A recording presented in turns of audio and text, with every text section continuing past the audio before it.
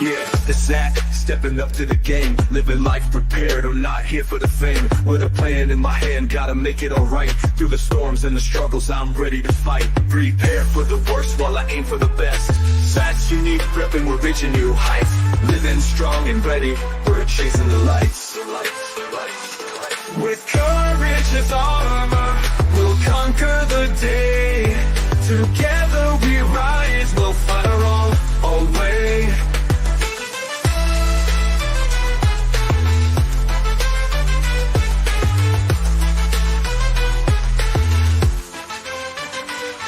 Stacking knowledge and skills, I'm building my base. In this world of chaos, I'm finding my space. No fear in the hustle, I'm sharpening my tools. When the world brings the waves, I'm breaking the rules. Stand tall, keep grinding, never lose sight. Yeah, Zach's unique prepping, we're reaching new heights. Living strong and ready, we're chasing the lights. With courage as armor, we'll conquer the day. Together we rise, we'll find our own way. We'll find our own way.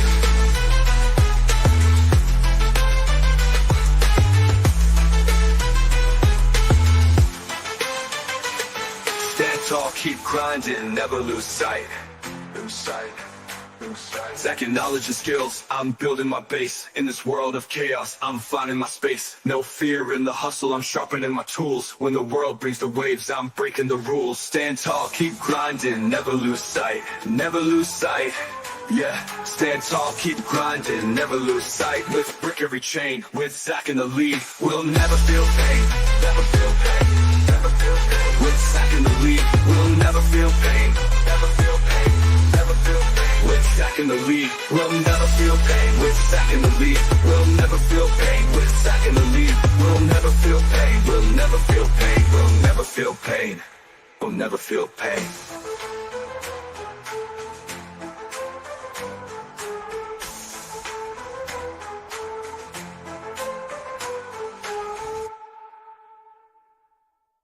Out on the road, or safe at home. Life can turn on the dime when you're on your own. But there's a light, guiding hands act here to show you how to make a stand. Ladies and gentlemen, welcome to Unique Prepping, where innovation meets preparation, and everyone's unique abilities come together to build a stronger, united community.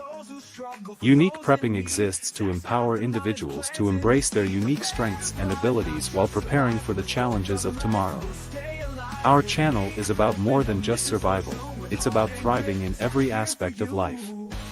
We focus on practical prepping, from mastering gardening and sustainable living to honing essential survival skills, fostering a spirit of self-reliance, and building meaningful connections with like-minded individuals who share the same goals.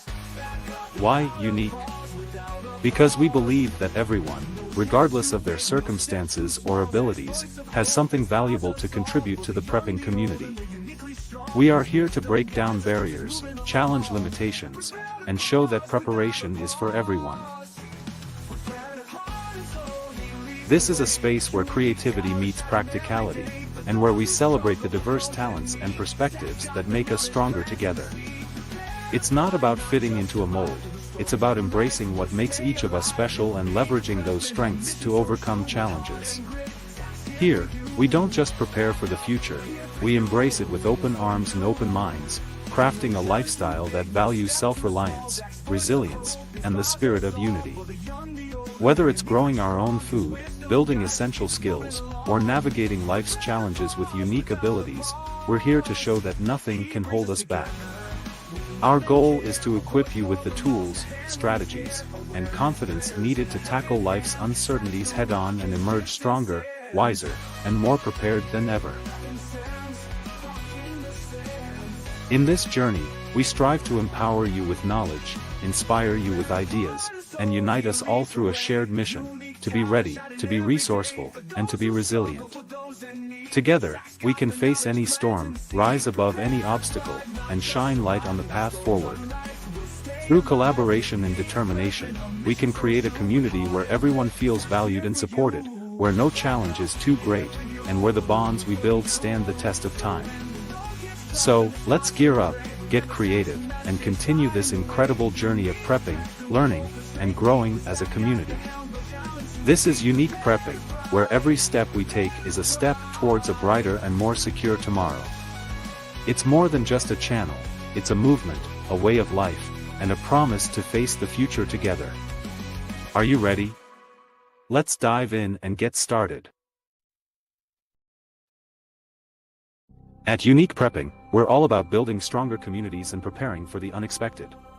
Now, we're taking our mission even further by partnering with Stolen Spirits, a powerful initiative focused on raising awareness for missing and murdered Indigenous women and girls. Together, we're blending preparedness with advocacy, shining a light on the issues that matter most. Join us as we unite for a cause, inspire change, and build a future where every voice is heard and every life is valued. Unique Prepping and Stolen Spirits, stronger together.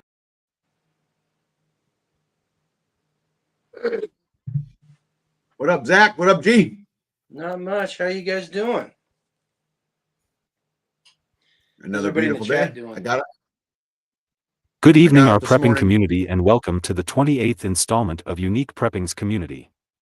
On tonight's episode, we will be discussing lone wolf versus community prepping, why we prefer one over the other and the benefits.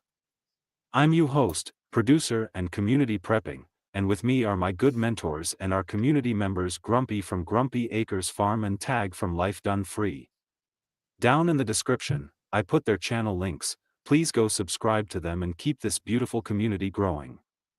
Before we begin, how are you guys doing tonight? I'm doing pretty good. A little cold, like we were talking about beforehand, but we're surviving. Yeah, I'm doing great. I actually got up this morning, walked out as the sun was coming up, and realized it was going to be a beautiful 26-degree day. It's amazing how perspective works. Yep. Nope, life's good. How you been, Mr. Zach? That's good, and I'm doing good except for the wind is making outside colder than a witch's tit, but anyways.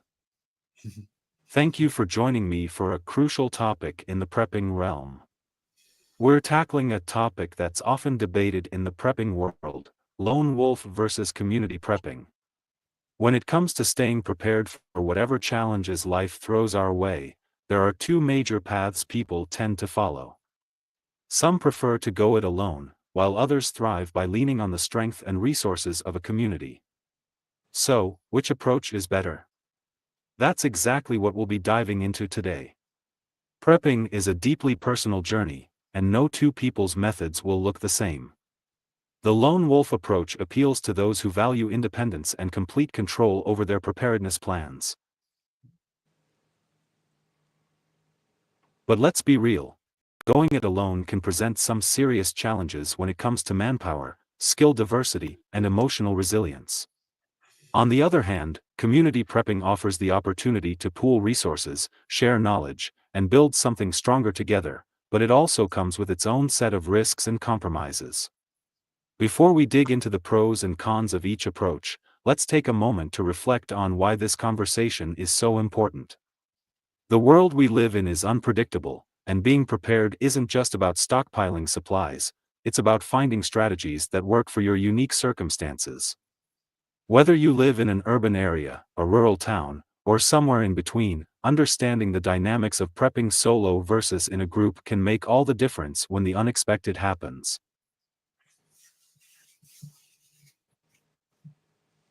For those of you who've been following the channel, you know I've always emphasized that prepping is not just about survival, it's about thriving in uncertain times. Whether you consider yourself a lone wolf or you're part of a tight-knit prepping group, I hope this episode gives you valuable insights to strengthen your approach. There's no one-size-fits-all answer here, it's all about weighing the options and making the best choice for you and your loved ones. As always, I want to encourage you to be part of this conversation. Do you have thoughts on what works better, being a lone wolf or part of a community? Let me know in the comments below. Your experiences and insights could help others who are still figuring out their prepping journey. And while you're here, don't forget to like, subscribe, and share this video with anyone you think would benefit from these discussions.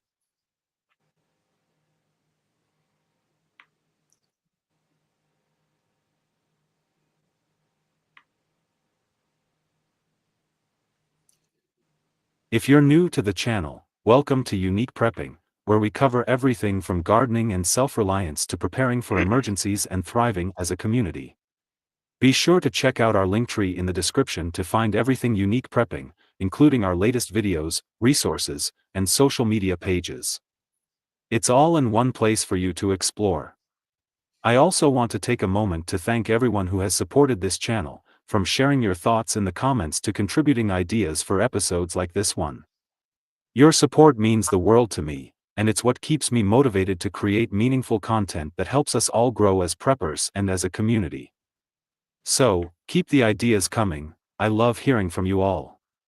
In today's episode, we'll discuss what it means to embrace the lone wolf mindset, the benefits and challenges of working within a community, and how to decide which path is best for you.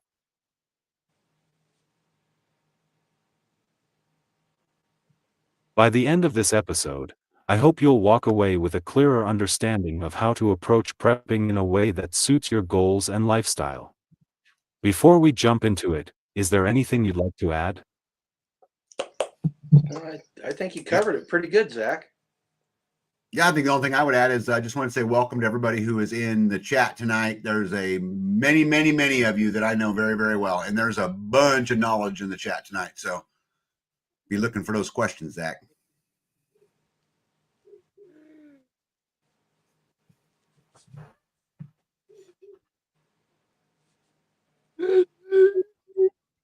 Squatchy.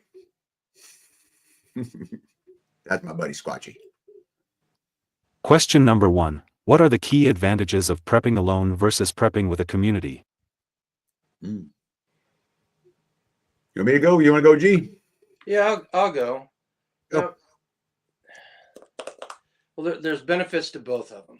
There's and it's obvious by if you've watched our channel that we've taken the community route. But the lone wolf, I did it on my own for a long time before we started getting into the community. And I'll say this from the get-go. I would rather live next to somebody who is lone wolf prepping than living next to somebody that's not prepping at all. All right. So there's that. And Zach, your introduction, you said the word independence. And I think that's the key. That's the keynote right there. And I would call that autonomy. You have complete autonomy over the entire process, and you can specialize, and you can prepare for what you want to prepare for. You can tailor your plans specifically for you and your situation. You don't have to worry about any other input going into it. The big one is if you're doing it by yourself, there's nobody to argue with. And that's a big one when you start talking about groups. And I think if you're lone wolf in it, I think at the end of the day, if something happens, you've got a little bit more flexibility because you're not having to wait for somebody else's input. Tag, you want to say anything about the lone wolf aspect of it? Well, yeah. I mean, I think that first of all, there's some advantages, although I would tell you that I don't think there's any way the advantages outweigh the disadvantages of the lone wolf. But that's not what the question said. So I'm going to answer it in a manner that answers it from both sides, probably, or at least try to. The human side's the hardest part. So this would be an advantage to the lone wolf, right? Because you know what it's like herding sheep, right? G. You know what that is, right? And you get a lot of people with a lot of different opinions, and you're just trying to get something done, and you're trucking along. So you got the challenges of that. You get more time on your own projects, right? I spend half of my time on working on other farms and other homesteads, those kinds of things. You're not dependent really on anybody but yourself, which I always like to be in that. I think equally important, you'll get less attention. You're going to draw less attention, and also you create a smaller footprint, right? Also, I think an advantage. I think you get to win all the arguments. It's Burger King. You can have it your way. I think it's absolutely the best way to have low morale, less body odor in the bunker, right? You're only smelling your own fart. So you get to spend more money because you can't spread out your resources to the rest of the community. And if you have a medical emergency, you're the first one in line. And the benefits of each one are actually the disadvantages of the opposite one. Yeah. Because the your skill sets. If you're lone wolf in it, you don't have the ability to specialize in something. You're having to be a jack of all trade, and you have to learn this really broad skill set. So you don't have the time to specialize in some skill. Where when you're in a community, you can be a jack of all trades, but still learn a specialized skill because you've got other people that are able to take up the slack.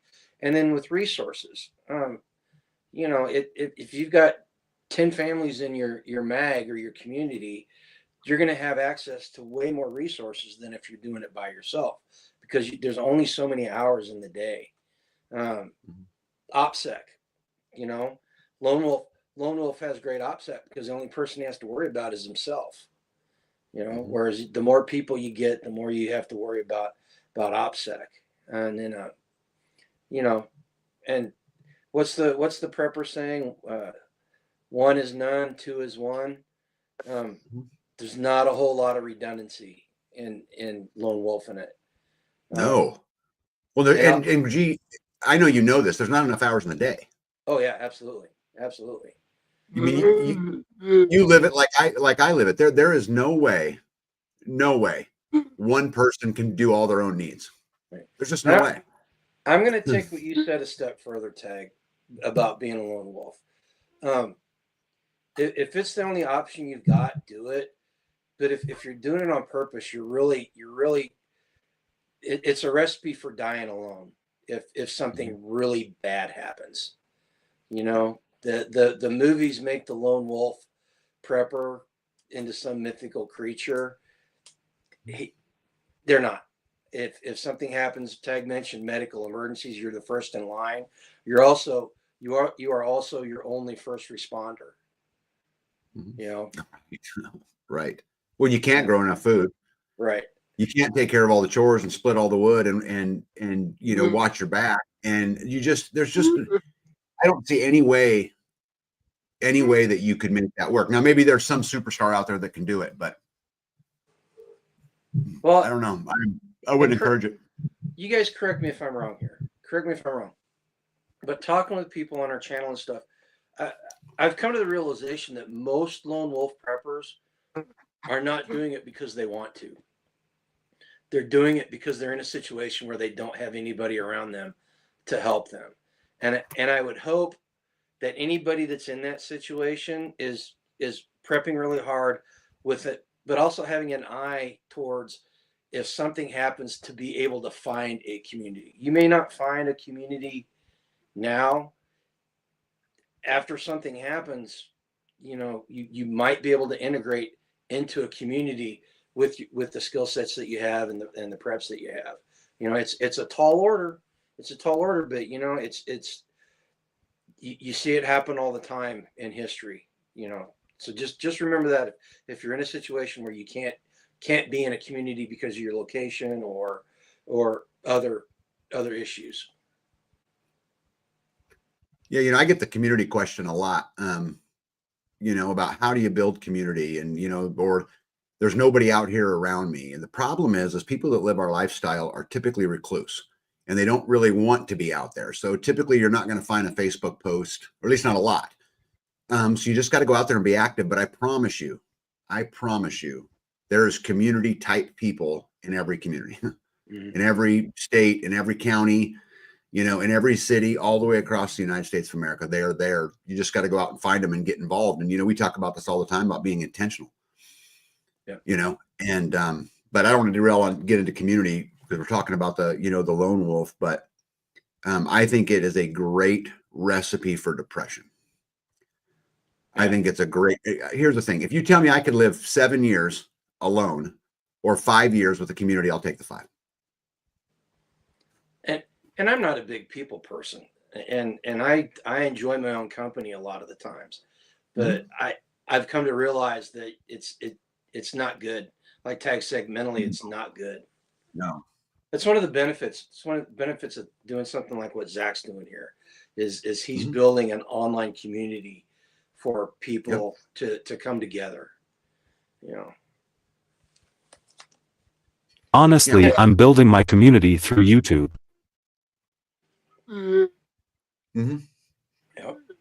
Yeah. You know, Zach, I'll bet you if I asked all of our community members the question, why are you here? That one of the number one answers that's going to come up is, I don't want to be alone. We are social creatures by our very nature. Mhm. And you know, I'm a little bit like, I don't mind being alone, but I like my time with my buddies too. You know?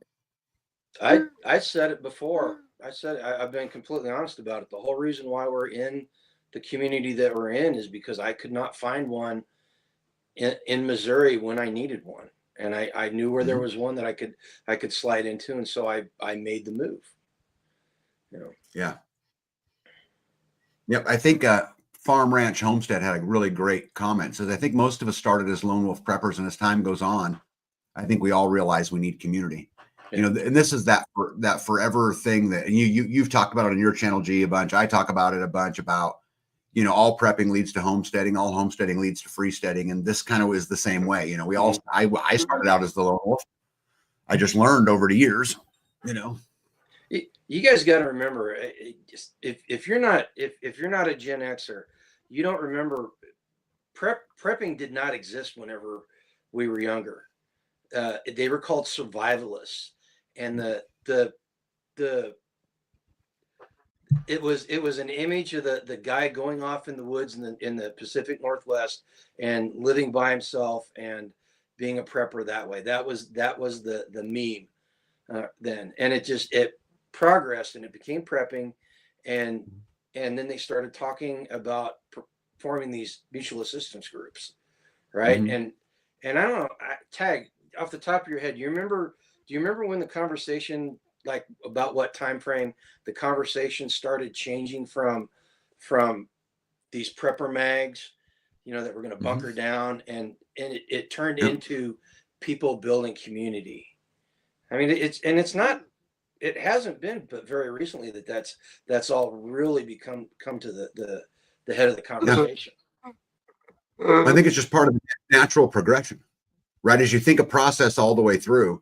I mean, the idea that we can go and put, you know, 10 cans of raviolis on the shelf and we're going to be good to go is just a flawed theory. Mm-hmm. You know, and I come from a place where I used to just store it. You know, I was a prepper first and just stack it to the wall. But I pretty quick, you're out there. I personally was out there with a skid loader with bucket loads of food, dumping it in a dumpster because it had expired. And you get to a point where you're like, okay, wait a second, this isn't efficient at all. You know, now can I grow something? And I think it's just part of the natural progression.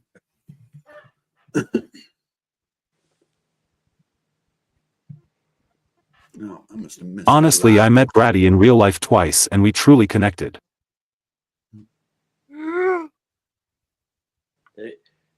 And that's the key part of it is connecting with people. That's the Tag mentioned the emotional aspect of prepping, and how as a lone wolf, you've got nobody there to support you mentally. And I'm sure there's guys out there that can do it, but most human beings need a connection at some point. At some level, you have to have interaction with people, or else you'll drive yourself nuts. Yeah, Paradise Stanley said there's a difference between, in the comments, there was a difference between being alone and being lonely. And I think that's said just incredibly well, right? Because at the end of the day, alone just means, you know, you have nobody to run an idea past. You have no one to talk you off a cliff. You have no one to, you know, just bond with, versus lonely. And then there was another really good one right behind it that said, I could never be alone like that. I would starve, which is also beautifully said. That Brady Little Me says, you use the word starve. And I think that is the perfect, you will starve as a lone wolf, not necessarily from nutrients, right? Yep. You will starve. That's just said super, super well.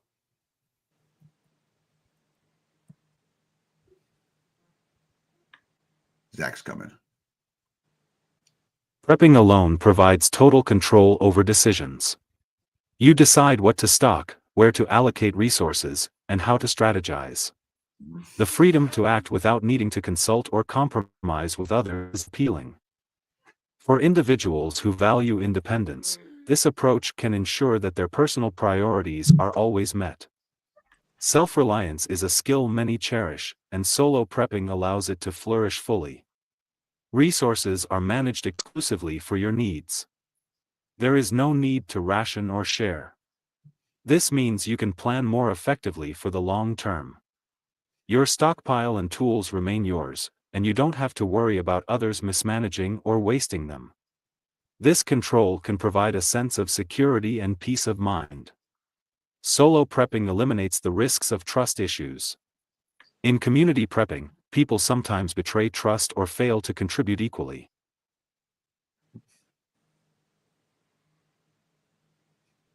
When prepping alone, you remove the variable of unreliable partners. This ensures that your efforts are not undermined by others' negligence or dishonesty. Trusting yourself is simpler than trusting a group. In a crisis, speed and stealth are often critical. Lone wolves can move more quietly and quickly than groups. Large groups draw attention, while individuals can stay hidden more effectively. The ability to act without discussion allows lone wolves to be more agile and adaptive. Community prepping has its own strengths. It allows for sharing of knowledge and skills. A group can pool expertise, ensuring that no skill gap exists. Solo preppers must work harder to learn a variety of skills. This can be overwhelming, especially for beginners. In this regard, communities hold an advantage. Group prepping provides a safety net. When one member is injured or ill, the community can step in. Lone wolves do not have this luxury. Every risk taken alone is amplified, as there is no backup. Injury or sickness in a solo scenario can be catastrophic. UP out. Yeah, I'll add this. I'll add this to that. If you're lone wolfing it, your primary goal is going to be to survive. And I say that because as we pointed out all the disadvantages to trying to do it by yourself. If you're in a community, the skill sets that you have are built towards thriving. You going beyond surviving and thriving after something happens. And I think that's the key there, because we don't want to just survive, we want to thrive. Yeah, I think there's probably people out there that can survive from a subsistence perspective, right? From a nutrients perspective, from a security perspective as a lone wolf. But I'm telling you, after 2 months, 3 months, 6 months, a year alone, I mean, you go crazy, right?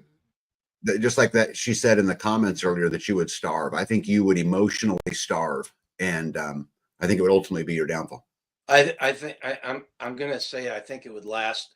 You'd be able to last longer than a couple of months, especially if you're in a situation where, while you're lone wolfing it, you're interacting with outside people, right? Because you're not gonna live in a vacuum.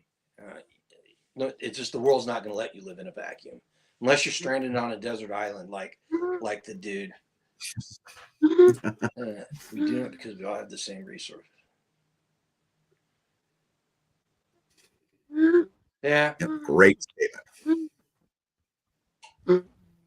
That not keeping score, that having that tally book in my head was a tough one. I still struggle with it because I always feel like, oh, I owe somebody this.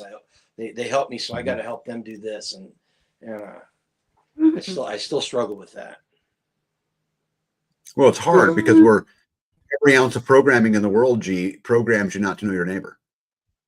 I mean, every single bit of program teaches you that all the way through your life. It's hard. It's still hard for me. Mine is I don't want to be a mooch. I feel like a mooch when I do it. Not keeping score is super important. But you know what the funny thing is about that, and I don't want to derail all this, but that works itself out anyway. In the end. All right, Zach, what you got next for us? We ready for a new question? I bet you he's got a new question. Question number 2. How do you handle the risks of isolation as a lone wolf prepper in a crisis scenario? Yeah, you want me to go first this time, Jeez? Did you Yeah, first go last ahead. time?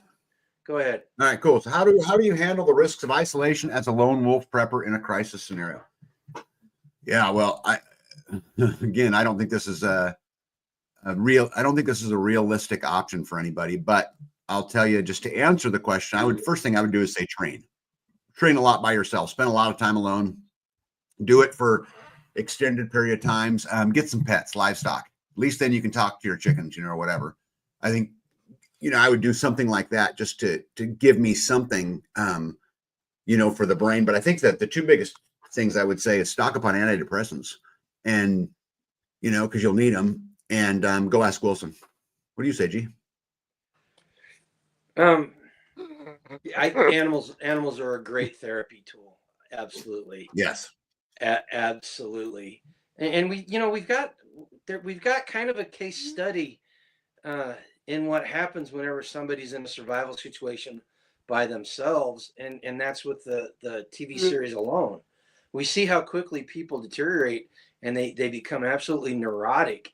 I think the training in the animals and everything is a great one.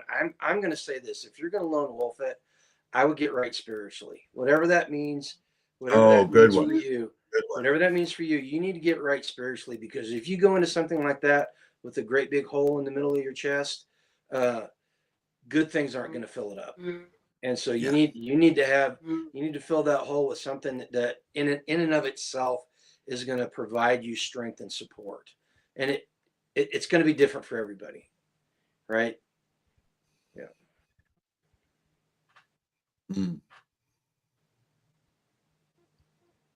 Hey, the first community in America tried to be community-based, i.e. socialist. Yeah, it didn't work. Yeah, that's why inside of a community banquet, it's critical that you put the first building blocks in. Just like our founding fathers put the building blocks in our country. It's very important you establish those same things. Like individual sovereignty. It's critical to the building block of the community. I'm gonna go a step further. They weren't socialists; they were communist. Their charter was communist before communism was cool. Yeah, the antidepressant thing. Man, if you're having to survive off it's not just antidepressants. If you're a lone wolf in it, you're gonna rely on stimulants to keep yourself going. If you've got any addictive traits whatsoever, almost guarantee you that they will come to the forefront very quickly, and you'll be battling that, which leads to more depression and a downward spiral. Yeah.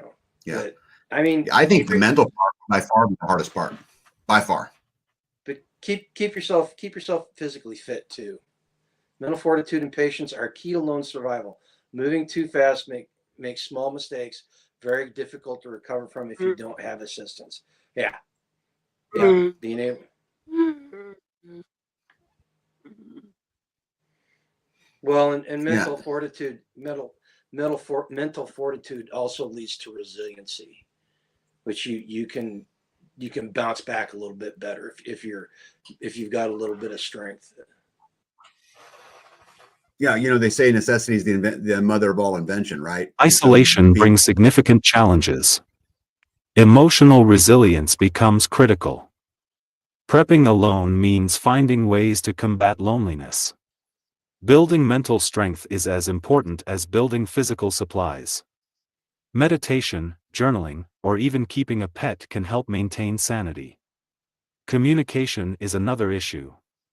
Without a network, it's difficult to gather intelligence during a crisis.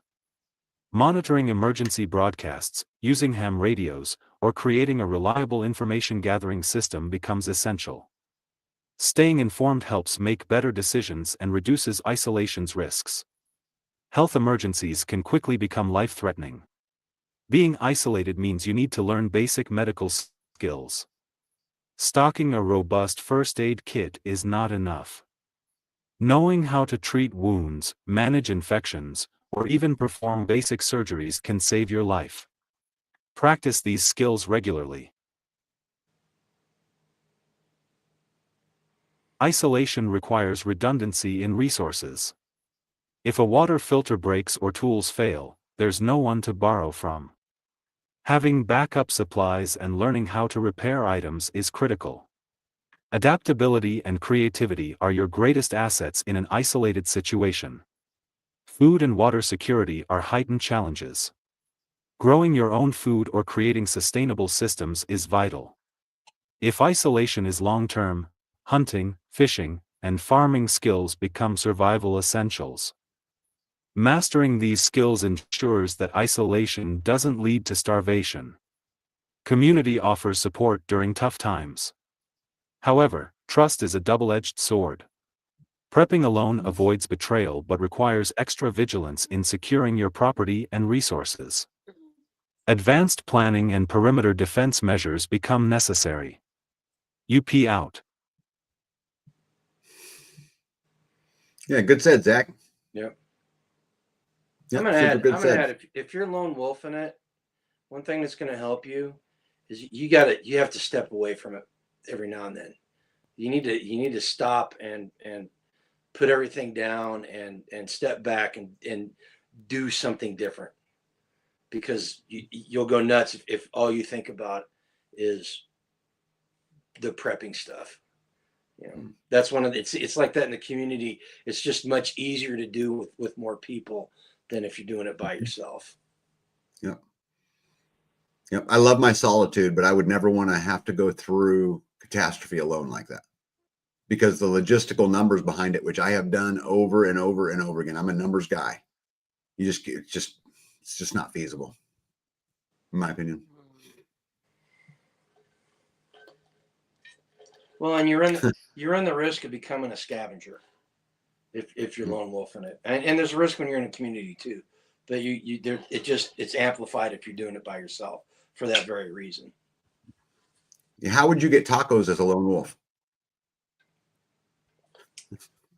You would raise goats and you would raise corn and onions, and you'd have to have some chili peppers, and you would grow all that stuff, and you would have to process it by yourself, and then you'd have to cook your tacos by yourself. I just asking for bratty little me because she likes tacos, and I was trying to, hook a brother up. How does one sleep, garden, keep animals for food, keep watch, harvest, fix one's medical conditions, and so on and so on? You don't. You got to give up some of it. Yeah. You can't garden and keep animals for food and keep watch and harvest and fix one medical conditions and garden, sleep. Good luck. Yeah, I think you made the comment earlier that if you're lone wolfing it, you become a stacker. You stack stuff. Yeah. Yeah. You ever watch that show in Alaska Alone? Yeah. Go watch it at day 45 and see what those people's mental condition is. There's dudes whose mental condition was like that after the first night when the bears came out. That's what I'm saying. Imagine that for a year. I got to meet him, and we gave him so much crap about it. He's a good guy.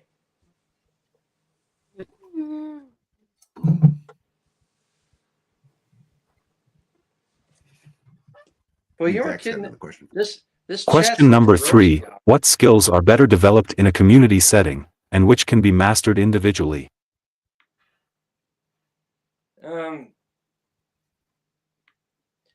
So individually, you're going to have an easier time working on those core survival skills, bushcrafting skills, type of things.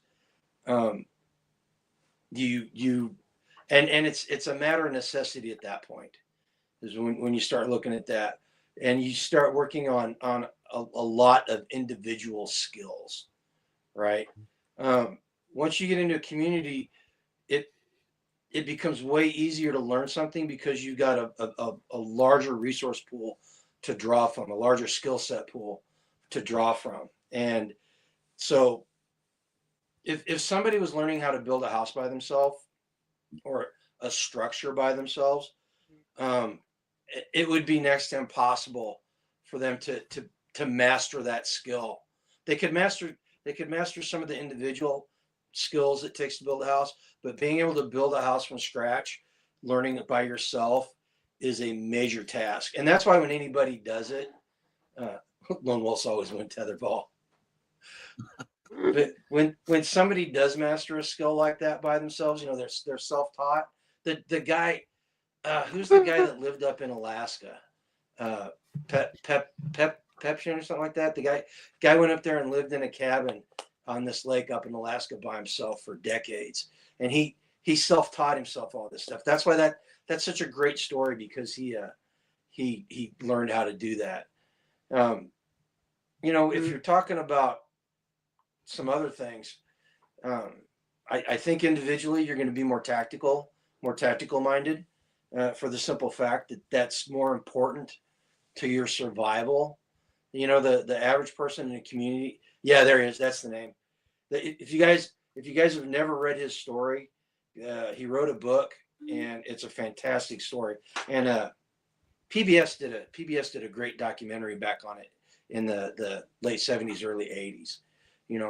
But getting back to the skills, number one, you're going to become way more tactical, because your security, since it relies solely on you, you're going to need to master those skills better than somebody who lives in a community, because you've got the 4 pillars of survival. You got water, food, shelter, and security.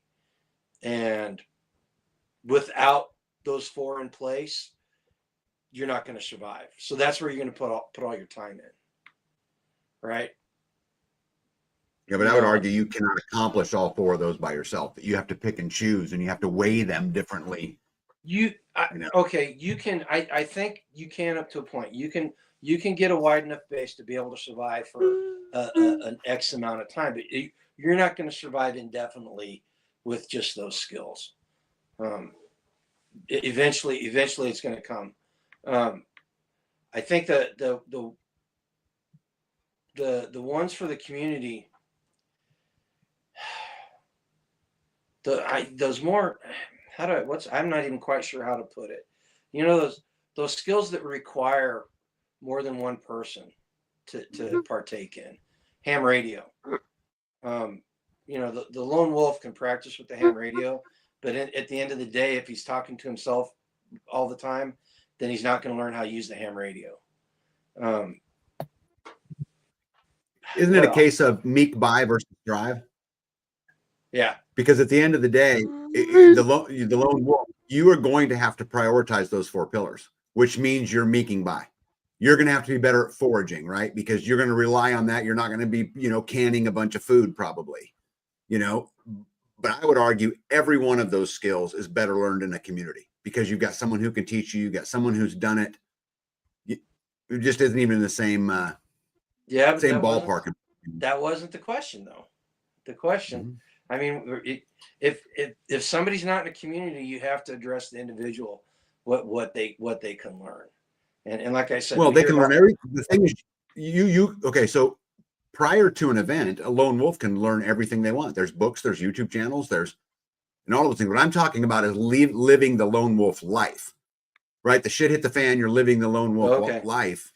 You're not doing all 4 of those. Andy said, I'd love to build community, but it seems like people are so self-serving now. Everyone has a hidden agenda. Society's become so innately narcissistic. It's sad. Auntie, I'm going to tell you something. There's a whole bunch of really great people out there. Mm-hmm. There's a whole bunch. Many, many, many. Yeah, and Teg, I think you hit it on the head. Is your ability to learn something is magnified when you got more people involved. It's just amplified. Fact. And the suck is so much better. I want to be around a group of people that were, hiking through 2 feet of snow, and my buddy looks over at me and says, fuzzy kittens on 3. Right? I mean, it's the head game. But if I have a whole bunch of people to deal with the suck, I'm in.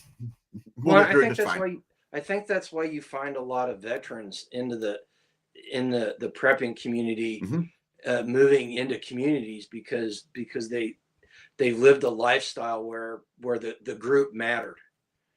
The sum of the parts was greater than, or the the whole was greater than the sum of the parts, you know? Yep. I think Zach's got another one for us. I bet he's going to answer the question first. Betcha. It's becoming predictable. Yep. Funky says I'll hang out with Bigfoot. Well, Squatchy's in the house, just so you know.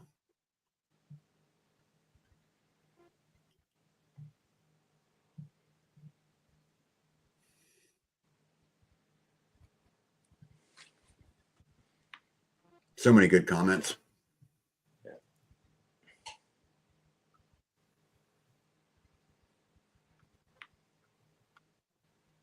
Yeah, George says Richard Pinocchio is the original survival blogger using film. He shot everything on a 8mm.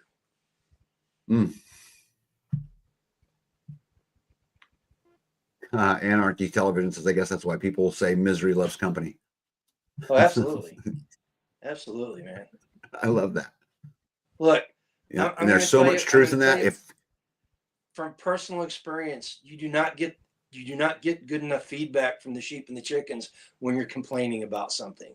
It's so much better to bitch to somebody that has a sympathetic ear. Yeah.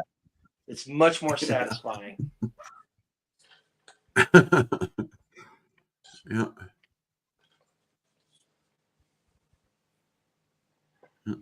He's got I rather have you guys than having loneliness. Being someone who hasn't experienced much outside family, I love our community. Hey, put that comment from Ben George up. That's a great comment right there, and I think it says a lot. The one that says, I think Hollywood has put out so much crap that everyone thinks society will collapse and kill each other. Ben, I agree 100%. The possibility of a complete and utter collapse is not a very high probability. And it's a possibility, but the probability of it happening isn't really that high. We see it time and time again. There's more. How do I explain it? If you look in history, total collapse does not happen that often unless there's a major war happening. Most of the time, it's a collapse that is like a slow motion apocalypse, and everybody doesn't die. There may be high casualties, but everybody doesn't die. Communities form, and everybody moves on. Yeah, Brady, sometimes you feel like that, don't you? Yeah, I think just again, I'm back to Headspace is the same thing, and you, no matter what skill you're going to learn. I mean, that's those social skills, having someone to lean on. It's just not even close.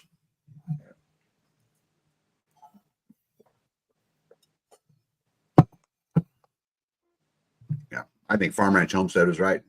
That I think any skill is better developed in a community. Could not agree Medical more. expertise thrives in a community. Multiple people with varying levels of knowledge can create a makeshift medical team. In-depth surgeries, advanced treatment, and emergency care are easier when a group pools its skills. Lone wolves must focus on mastering basic but essential techniques. Farming and large-scale food production are community strengths. A group can collectively manage planting, harvesting, and food storage. While an individual can grow food for themselves, a community can create surplus stores. Larger-scale efforts benefit from teamwork. Security is amplified with numbers. Guard shifts, patrols, and defense strategies become more effective in a group setting. Alone, you must rely on stealth and self-defense techniques. Community prepping allows for greater fortifications and shared duties. Problem-solving benefits from diverse minds. A group can brainstorm solutions to unique challenges. Lone wolves must rely on their ingenuity. Solo preppers need to be self-sufficient in troubleshooting, which requires years of practice and experience. Individual skills like fire starting, hunting, and tool maintenance are manageable alone. These are essential skills for lone wolves. Community preppers might overlook these basics, depending on shared responsibilities. Mastering these ensures survival when isolated. UP out. What was it? Grandma called prepping a day that ended in Y. That's what she was prepping for. Mm-hmm. Yeah, but it's interesting how you go through that progression of that, you know? Yeah. I used to prep for a particular event. I don't at all anymore. Well, remember when you started, you bought all the gear, and then you realized that the gear wasn't going to cut it, so you had to start learning skills, and then you learn the bushcraft skills first, because that's what you needed if you were stranded alone in the woods, and then it moved on to, well, you know what, I'm not going to be able to stack enough food, so I need to start gardening, and I'm learning how to garden by myself. And then you're like, you know, I'm not growing enough food here to keep my family. I need to hook up with some other people that know how to garden too, so we can share. You know, if I have something that fails and they don't, we can share our food, and then it progresses and progresses, and that goes back to what Tag was saying at the beginning of the thing. You know, the preppers and the homesteaders and the freesteaders are all on the same slide. They're just different places in the spectrum. You know, the lone wolfers are the TISM kid with the hockey helmet, and the freesteaders are the high functioning TISM kids that get a degree in survival. Yeah.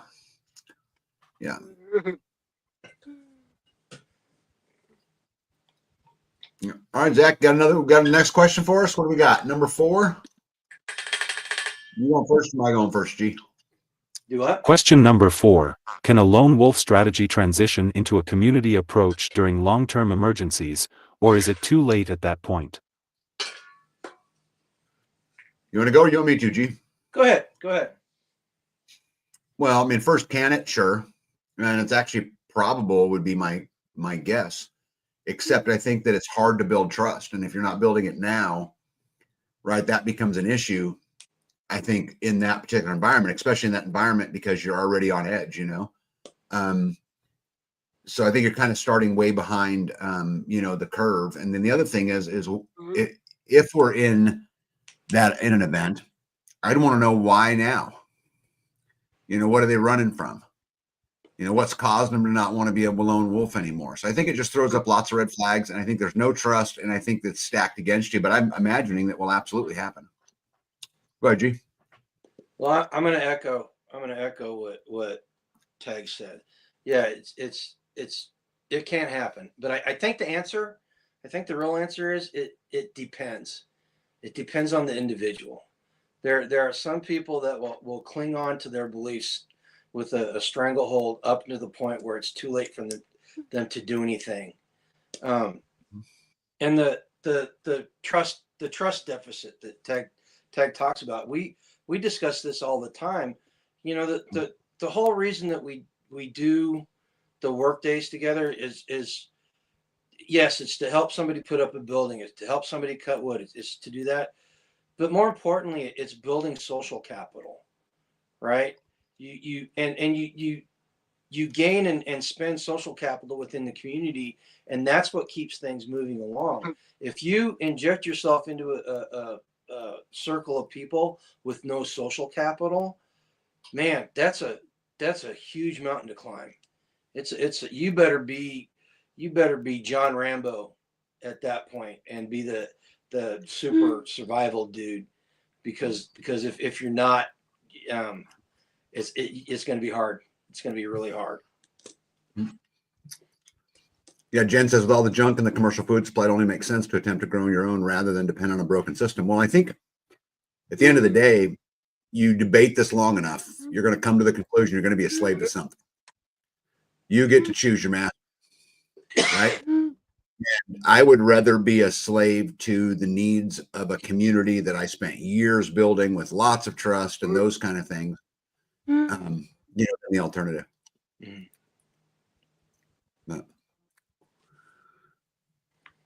But I do think you'll see a lot of it. I think there was a question, comment in here by Ben George, which by the way, he seems like a smart guy. He's had a lot of good comments. Says, I would say it depends on the lone wolf. Would anyone know that they're a lone wolf? Well, I think if we're talking about an event, then someone walking out of the woods with a backpack and a shotgun that isn't scraggly, looks like they've ate, I'm going to have all kinds of questions, right? I mean, I think you're going to get labeled lone wolf. I'm guessing either way. G. Well, we know lone wolf preppers from going to the festival and stuff. I'm not sure they would consider themselves lone wolf preppers, but they, at this point in time before an event, they are lone wolfing it, and again, it's because of their location. I'm thinking of Sam. If you guys don't know who Sam Russell is, go check out his channel. He's got a lot of really good tactical knowledge, but because of his circumstances, he's lone wolfing it, and he's made the comment numerous times that he would love to be in a community like ours, and everybody that I know that he says that to is like, hey, if something happens, get up here. We got a place for you. So he's not technically part of our community, but if he makes it up here because he spent the social capital going to the festival and stuff, he's got a landing place. Yep. Nitos, I think hits it right on the head. Yeah. How good are your social skills? Again, it depends on the person. Yeah. And Sam's a great example of just because you're lone wolfing it doesn't mean you can't build these ties. Yeah, North Cal Jim says, as a husband and a father, I do not have the lone wolf option. They need me and my skill sets, even though I have imparted many onto them, my kids especially. Yeah, trying to take, that's another thing. I mean, could you imagine being a single mom or even just a husband and a wife with 3 kids trying to figure out what to do? Man, community be super valuable then. Well, and even if you've got a family in NorCal, if you're not plugged into a greater community, you're lone wolfing it, whether you realize it or not. You just got more people involved in your lone wolf activities. Yeah. I would not want to drag my kids through something like that. Yeah, absolutely. No way. Zach, what do you think? I bet he's got an opinion. No. Independent Many United says that transitioning from lone wolf to community is complicated. Trust becomes a significant obstacle. Forming alliances during a crisis is risky, as desperation can drive unpredictable behavior. Vetting individuals for trustworthiness is difficult in high-stress situations. Communication barriers may exist. Lone wolves who prefer isolation might struggle to integrate. Adapting to group dynamics requires patience and compromise. This adjustment can be overwhelming for those used to acting independently. Resources may not align. A lone wolf's supplies might differ from a community's needs. Sharing can strain relationships, especially if contributions are unequal. Planning for potential integration beforehand can help avoid conflicts.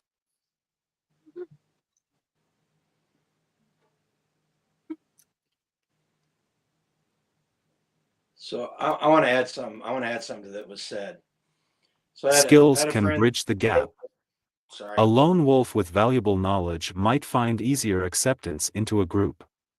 Showing your utility ensures that you're seen as an asset. Communities often value those who bring something essential to the table. Pre-established relationships matter. Lone wolves with prior connections to communities may transition smoothly. Building networks before emergencies ensures smoother integration. Waiting until disaster strikes often creates unnecessary tension. UP out. Sorry about that, Zach. Okay, here's what I was going to say. I had a friend that spent a lot of time over in Iraq and during the war, and he was telling me that the common characteristic of every refugee is they've got no place to go to. They didn't plan on having a landing pad. And if you're a lone wolf and you come to a community, and this is just a caveat for anybody that wants to do this, it's just something you need to understand. If a major event happens that's displacing people in large numbers, if you do not have connection someplace, as far as the community is concerned, you're just another refugee. That's right? And you're going to get treated exactly like everybody else.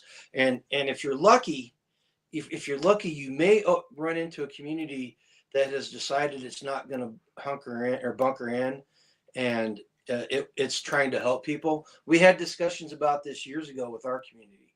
You know, how would we handle refugees? But if you run into a community that is bunkering in and closing the gates, man, you're just another person on the road to them. Now, I was reading the comments. There's a lot of really good ones. Yeah. Randy Pitt says there's a possibility that the lone wolf sees a need in the local community, needs fresh meat or food. We might be lone wolves, but we have a heart. I think at the end of the day, you kind of make the point for me right there, right? Because you're reaching out, you need something, right? This is why the lone wolf, it becomes a struggle. But guys, I know a lot of people who would rather be by themselves. And there's a lot of days I'd rather be by myself.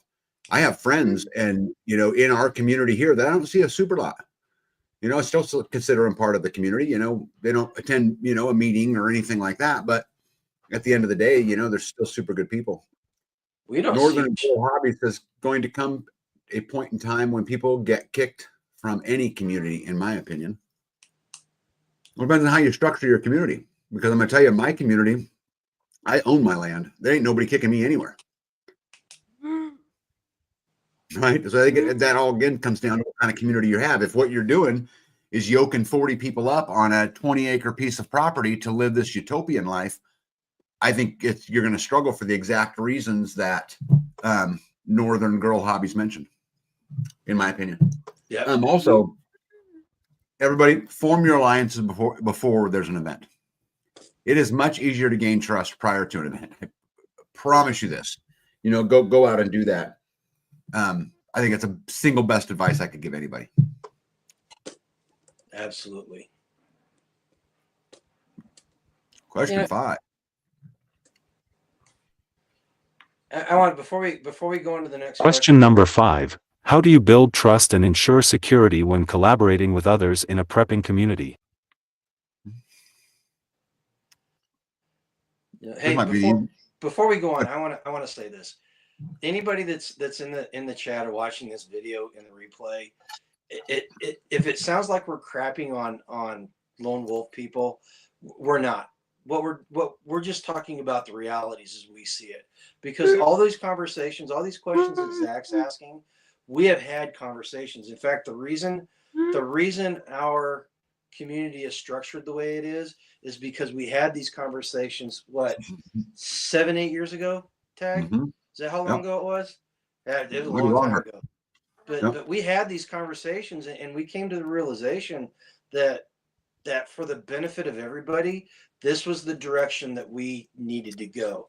Now, are there drawbacks? Yes, there are drawbacks. There are definite drawbacks to the way our community is structured, just like there's drawbacks to the mutual assistance group and the whatever other ones you want to, whatever other structures you want to talk about. But don't think that we're crapping on it. These are just our observations and our opinions on it. Anita's 3 to 5 children have told us if SHTF happens, they're coming here. I can't get them to see the need to build community where they are. Mm-hmm. You know what? It's a safety blanket. Nitos, and take it as a compliment. Take it as a compliment that they feel that their survival is much better served by being with you than being with the people that they're around now. Yeah, Ben had said up there that until you don't pay property taxes, you own your own land. I've said that to you before. Yes, and if you don't pay your property taxes, you don't own it. I'm renting it from the government like everybody else is until I can find a solution to it. But in the meantime, you know, I won't be kicked off my land because I didn't pay the electric bill because I've taken care of that, or the water bill, or the sewer bill, or you know, the debt bill, or so. Yeah, there's still some more things to do. So I actually agree with you. I'm gonna take exception to what you just said. I'm sorry, Zach. We're going Right. off on a tangent. We're taking a little side trip here. D is I'm going gonna, off. I'm gonna take exception with what you guys said. I own this land. Just because the Mhm. government has the ability to come steal it from me does not make it their land. It does not make what they're doing right and proper. I own this land. And if push comes to shove, I'm going to do what I feel is best for me protecting my property. So if you take the stance that I'm just renting it from the government, they've already beaten you. They've already beaten you. You've already got the mentality that the government's won, and I refuse to have that mentality. You know, Mhm. so it may just be a matter of semantics, but words matter. It is. Words matter. Yeah. All right. Mhm. Okay. So how do you build trust and ensure security when collaborating with others in a prepping community? Tag, you're the master at this, so why don't you field this question first? Yeah. First, be involved. Start early. Don't wait till there's an event. Invest, learn together, bleed together, sweat together. Um, Experience the suck together. Work on building capabilities in each other. And keep your community goals focused on individual sovereignty. Yeah. How's that? Excellent. Excellent. I will say this. I'm gonna do a shameless plug here, Zach. I apologize. I had a conversation with Spags Unfiltered last week on how to make your mutual assistance group not suck, and we covered this. This was like a prime topic through most of that, because it all does resolve around that trust and security whenever you're with others. You know. I like that. There you go, Debbie. Do it. It's a hard life, but it's a good life. It's extremely hard. A lot harder than the big YouTube channels make it look. I'll tell you that. I think at the end of the day, if we just go out and be intentional every day, we make community, part of our everyday chore. No different than weeding the garden. You weed it because you want the harvest. Well, you're going to invest in community because you want the harvest. And it really works no different. It's an everyday thing. And if you just go out there and focus on it, it will work out well. I promise you it will, but it just takes time. I mean, you guys can ask G. I mean, we've been at this journey a long freaking time, and It's been over. it takes work. For you, it's been over 15 years. I think you're on what, 17, 18 years with the core community. And for Angie and I, it's 14, 15 years, Yeah. And I think Long the building the trust, the hardest part of building trust, I've said this over and over again. The hardest part of doing that is the very first conversation with somebody. So you need to figure out how to have that conversation. And Yep. too many people, I remember back in the day, remember when we were on survival boards, people would put out these calls, say, hey, let's meet at this restaurant and let's talk about prepping stuff. No, don't do that. Do not. If the first time you meet somebody, don't talk about politics. I mean, you might meet them at a political event or something like that. So, but don't make it the primary purpose to talk prepping and politics. Just talk about life. We did a great thing several years back that really like took us in a completely different direction as a community. Somebody had a potluck at their property, and there were something like 30 families there. There were about 75 people that came, and everybody brought, and we didn't know anybody. I think we probably knew 3 or 4 families that were there, but it all started a conversation, and it started building this larger network that has really grown into something special here. I really think it is. Another thing is the campouts, the fireside chats at the campouts, and the original conflicted games, and which have turned into WRL games, which you can buy your own cards, guys. Did you know that? Just go to WRL cards and buy your own cards and start conversations this way. But you get these people in these situations and you start observing the way they behave, and I'm terrible at it. Tag is probably one of the best person I've ever met at watching people and gleaning gleaning stuff from the way they behave. I'm kind of oblivious to it. I'm not as bad as I used to be, but but you start learning stuff and you start picking these stuff, especially if they've been drinking. That's a people, the real person tends to come out when somebody's been imbibing alcohol, Yeah, But, I could write a book on betting, but yeah. yeah, I think trust at the bottom line comes from action. Yeah. That's it. And you know what? If you be intentional and you actually give a shit, I think the rest works itself out. Yeah. Yeah. Absolutely. What do you think, Zach? Trust starts with communication. Transparency about expectations and boundaries build strong relationships. Open discussions about resource sharing, responsibilities, and security are key. Lack of communication creates mistrust and misunderstandings. Background checks or vetting processes help establish credibility. Learning about someone's history, skills, and values ensures compatibility. Knowing you share similar goals makes collaboration smoother. Building this trust takes time. Defining roles prevents conflict. When everyone knows their duties, there's less room for arguments. Clear structures of responsibility create harmony. Communities with well-defined roles operate more efficiently and securely.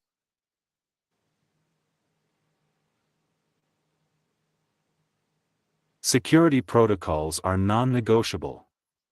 Agreements on how to handle threats, intrusions, or emergencies should be established early.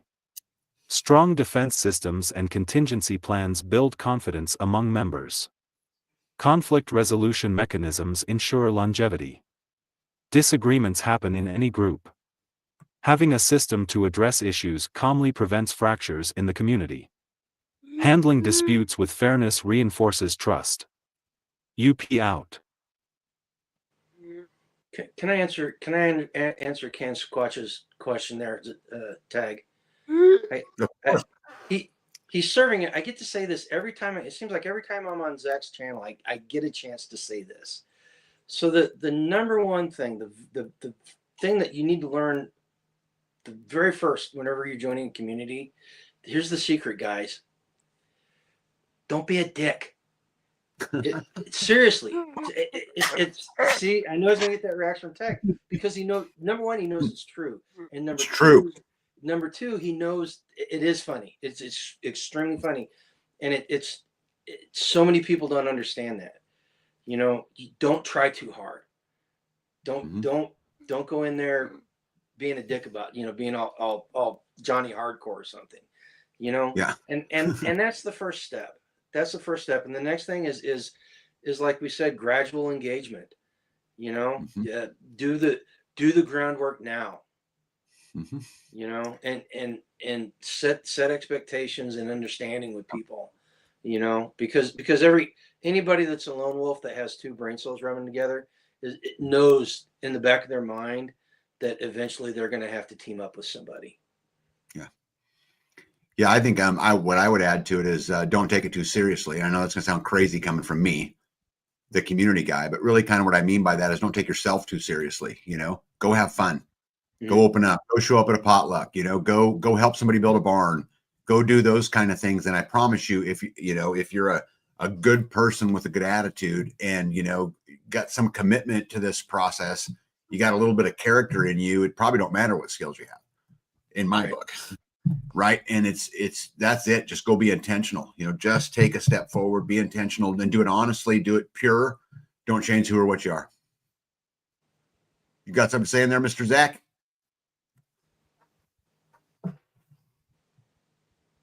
Don't be a dick. You need to keep that one on call, Zach, for whenever you're talking to other people and the question comes up. You just hit that button right in the middle of their conversation. Yep.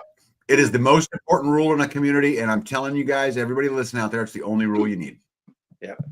There don't need to be any others. Yeah, because like you said, it all works itself out in the end. Yep. There's a social score of some kind, and It fixes itself.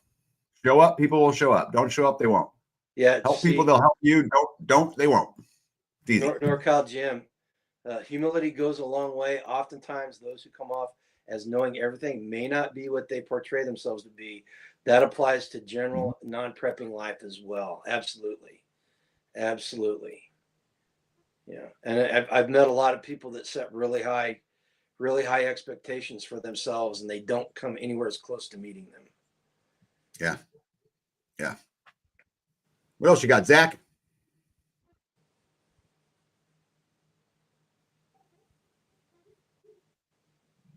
It's been a while since I've been on. It was overdue. Dude, I was saying, I can't even remember the last Any time. final thoughts about tonight's topic? Go ahead, Tag. You want to go first, G? Go ahead. Okay. You? Final thoughts. Again, if you're lone wolfing it prior to an event, and you're doing it on purpose, know your limitations. Be realistic about what's going to happen if something bad happens. If you're lone wolfing it and the worst thing that happens is a major recession, yeah, you'll probably survive.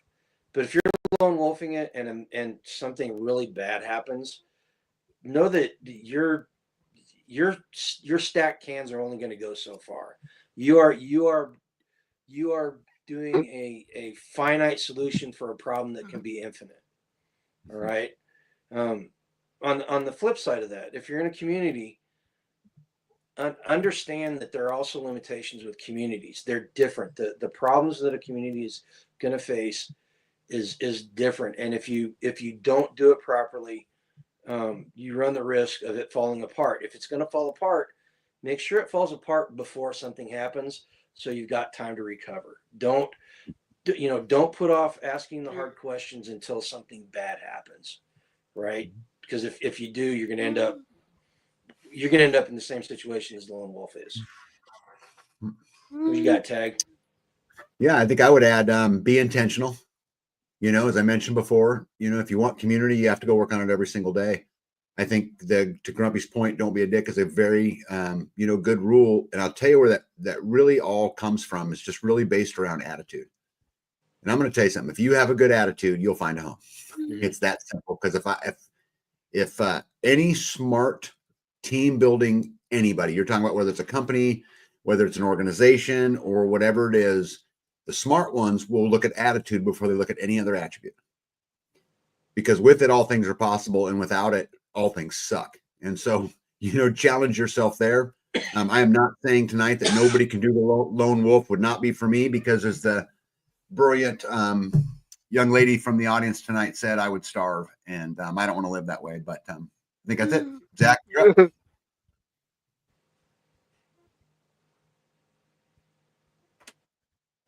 Thank you for joining us tonight's episode, where we explored the age-old debate of lone wolf versus community prepping.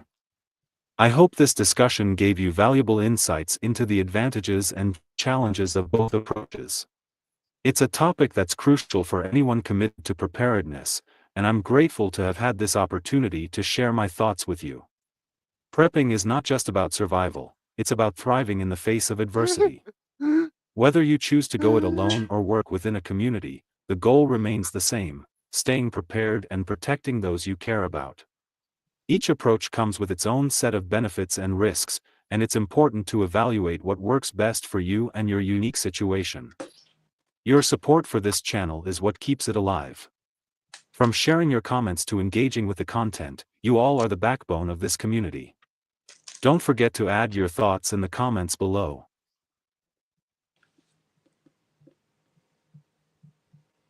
Yeah. NorCal Gym, folks can be trained to learn skill sets. I'd love to hear how you approach prepping and whether you lean more toward a lone wolf strategy or prefer the strength of a community. If you're new here, I want to extend a warm welcome to you. Unique Prepping is more than just a channel, it's a place where we come together to share knowledge, learn from each other, and grow stronger as a community. Make sure to check out the Linktree link pinned to the top of the chat to find all things Unique Prepping, including resources, videos, and social media platforms. Your involvement makes all the difference. If this episode resonated with you, please like, subscribe, comment, and share it with your friends and family. The more people we can reach, the more lives we can impact. Together, we can continue building a network of informed and prepared individuals who are ready for anything life throws at us. As I always say, preparedness isn't just about having the right tools, it's about having the right mindset. Whether you're prepping solo or as part of a group, your attitude and adaptability are what will ultimately carry you through tough times. Stay focused, stay resilient, and always keep learning. This community means so much to me, and I'm truly thankful for each and every one of you. You inspire me to keep going and to create content that helps others. Remember, we're all in this together, and your journey is just as important as mine. Never hesitate to reach out with ideas, feedback, or just to share your story. Let's continue to grow together. Whether you've been here since day one or you're just finding this channel now, know that you're part of something bigger.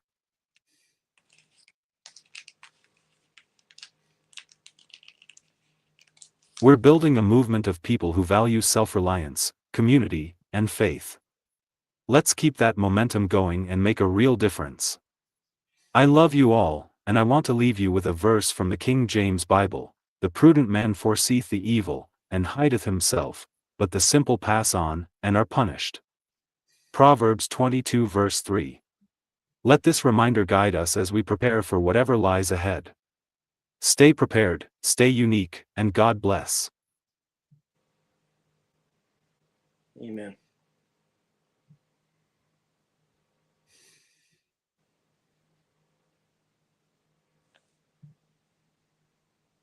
All right, I guess we're signing off. Hey, thanks to everybody in the audience tonight. I had a lot of fun with you guys. You're smart.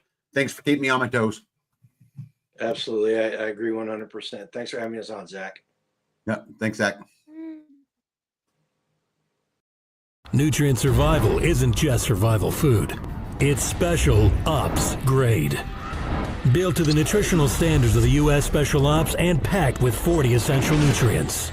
Formulated to sustain energy, sharpen focus, and keep you and your family thriving during any emergency. Real food, real ingredients. Oh, and a 25-year shelf life. Our meals will kick your taste buds in the mouth and have them coming back for dessert. Yeah, we've got that too. So whether you're digging in or bugging out, you don't just survive an emergency situation, you thrive in it. Nutrient Survival. Feed your freedom. Hey community, Unique Prepping has partnered up with Hunter Brothers Coffee. It's a veteran-owned coffee company out of Pennsylvania. They sell across the world, and have light, medium, dark roasts, ground or whole beans, and even flavored coffee. If you like to order coffee, use my link in the description of this video or go to my link tree. At checkout you'll get a 9% discount. Order you some coffee and help support veterans in need and help get service dogs as well. Thank you, and let's help our veterans since they helped keep our country safe.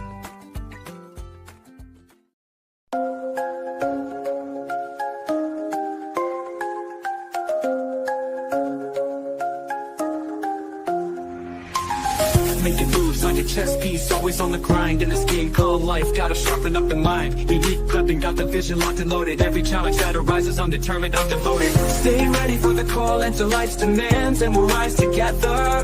We'll take our stand. Unique prepping, it's more than a show. We're building foundations, we're ready to grow. Like, share, comment, let your voice be known. Together we can thrive, we're never alone.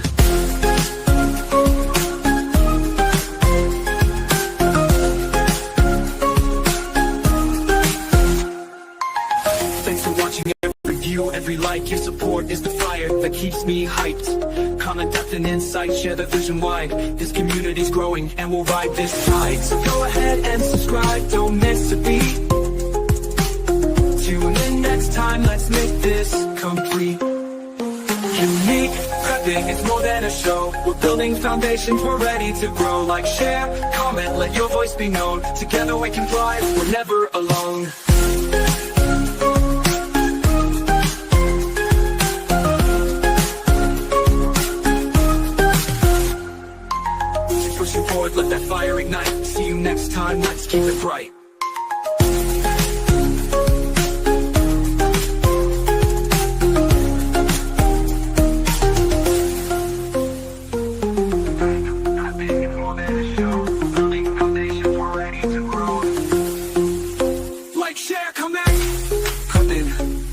more than a show. We're building foundations. We're ready to grow. Like, share, comment. Let your voice be known. Together we can thrive.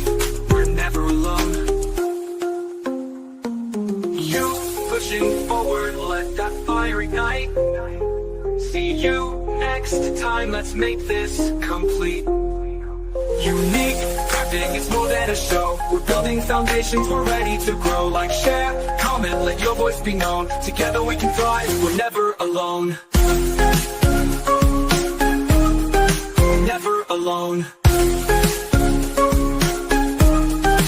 Never alone.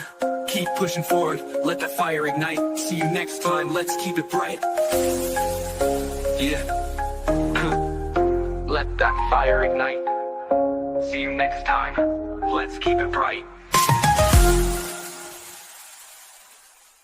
Blessed are the peacemakers, for they shall be called the children of God.